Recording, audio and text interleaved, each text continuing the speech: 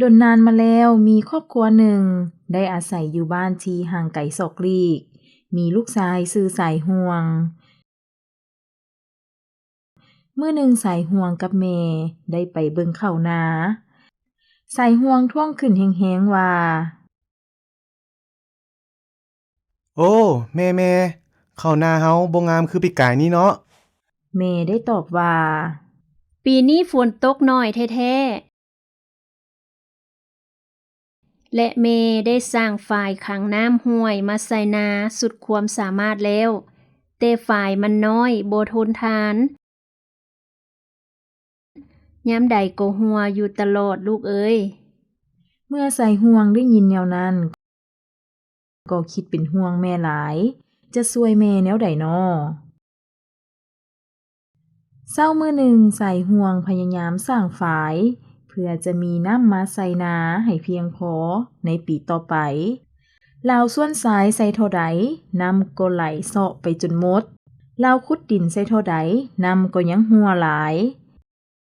ลาวตัดไม้ป้านใส่จนสุดแหงแต่น้ำก็ยังหัวคือเก่าสายห่วงใช้เวลาสร้างฝ่ายแต่เช้าจนค่ำแต่ก็บ่สำเร็จลาวจึงย่างกลับเมืองเฮือนเมื่อต่อมาสายห่วงได้ชวนแม่ไปขอความช่วยเหลือจากนายบ้านเมื่อนายบ้านเหลียวเห็นจึงได้ถามขึ้นว่าสายห่วงมาหาลุงแต่เช้าแท้สายห่วงตอบว่าโดยแม่เว้าว่าหลานกับสายห่วงมาหาลุงเพราะว่าอยากให้ลุงช่วยปีนี้ข้าวนาบ่งามเป็นน้ำบ่มีน้ำเพียงพอมื้อวานนี้สายห่วงได้ไปป้านน้ำหมดมือแต่ว่าน้ำบ่อยู่มันหัวหลายบอนโพดลุงเอ๋ยนายบ้านได้ยินก็หัวขึ้นแล้วเว้าว่าใส่ห่วงเอ้ยตัวน้อยซำนี้หลานยังมีแนวคิดอยากสร้างฝายขนาดผู้ใหญ่ยังต้องมีหลายๆคนช่วยกันจึงเฮ็ดได้พอแต่เว้าสุดความนายบ้านก็ห้องเปล่าให้ชาวบ้านมาเต้าโฮมกันคราวหนึ่งต่อมาชาวบ้านก็พากันมาเต็มเดินบ้านนายบ้านได้เว้าขึ้นว่าข้าพเจ้าได้เอิ้นทุกคนมานี้ก็เพราะว่าอยากขอความช่วยเหลือนำพวกเขาทุกคนเพื่อช่วยกันเฮ็ดฝายป้านน้ำใส่นาของพวกเฮาชาวบ้านได้ยินแนวนั้นก็ตอบเป็นเสียงเดียวกันว่า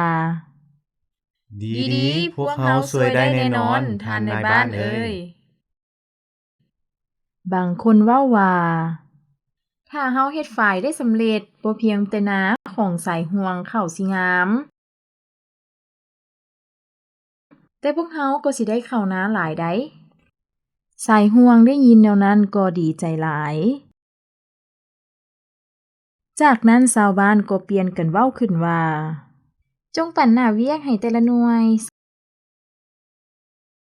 ชาวบ้านผู้ใดมีภาคก็จงตัดไม้หลายๆหน่วยใดมีส่วนและวัตถุที่สามารถใส่หินและดินได้ให้คนมาหลายๆอีกกลุ่มหนึ่งเว้าว่าอ้าวถ้าแบ่งเวียกแบบนั้นผู้ที่บ่มีอุปกรณ์จะไปเฮ็ดหยังน้อชาวบ้านบางกลุ่มจึงเว้าขึ้นอย่างอ่อนน้อมว่าขอมีคำเห็นตืมทั้งสองคำคิดเห็นแม่นดีแล้วแต่ถ้าไผบ่มีวัตถุจงไปเป็นแรงงานเพื่อจะได้ช่วยกันแม่นดีได้เมื่อชาวบ้านได้ประกอบคำคิดคำเห็นแล้วนายบ้านก็ได้เว้าอีกว่าคักๆทุกคำเห็นแม่นดีหลายบัดนี้เฮาได้มีแนวทางแล้วให้ลงมือเฮ็ดฝายนับแต่มื้ออื่นเป็นต้นไปหลังจากนั้นชาวบ้านก็พากันลงมือเฮ็ดตามหน้าเวียกที่ถูกมอบหมายชาวบ้านบางคนขุดดินไวๆบางคนก็ส้วนดินบางคนก็ตัดไม้หลาย ในเวลาที่ชาวบ้านพวมสั่งฝ่ายอยู่นั้นสายห่วงก็ได้ช่วยเอาน้ำให้ชาวบ้านดื่ม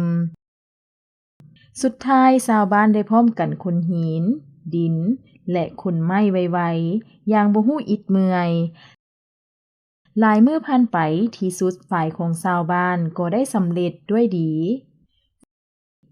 ฝ่ายดังกล่าวสามารถขังน้ำห้วยไว้ใส่นาอย่างเพียงพอปีต่อมาจึงเฮ็ดให้ข้าวนาของชาวบ้านเขียวงามจนห่วงข้าวยาวกงคงนง